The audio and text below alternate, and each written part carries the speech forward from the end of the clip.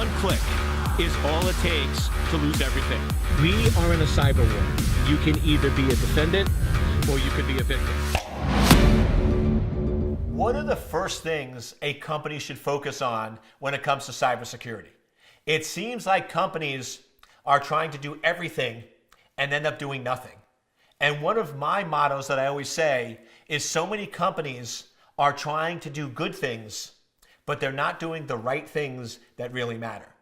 And when we look at what are the right things, what are the initial things every company needs to do to protect themselves, we have to remember that there's really two targets in your organization. There's really two types of attacks: attacking a server and attacking an individual. Attacking a server is what you see more likely in the news, where you have 500 million records stolen, somebody breaks into a server and compromises it.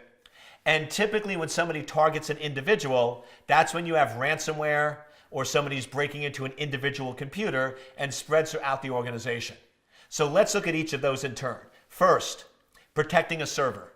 You first must make sure that any server accessible from the internet is fully patched and up to date. So many companies have servers that are directly accessible that have known vulnerabilities that can easily be compromised and easily taken advantage of by an adversary. Second, even if you're fully patched, external servers should never contain critical data. Critical information must always be on a backend system. And finally, critical data must always be encrypted with the keys stored on a separate server. So if you want to protect your servers, keep them patched.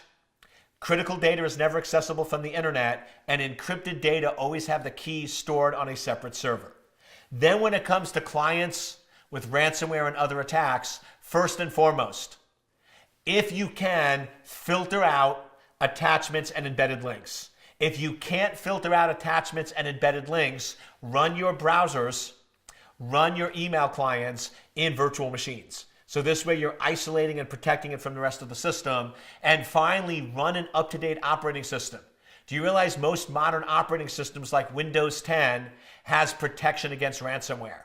It won't allow code from the internet to decrypt, delete, or take away critical information. So make sure you're focused on protecting and securing those endpoints. And in summary, it's all about your data. What is your critical data? Where is it located, and how are you protecting it?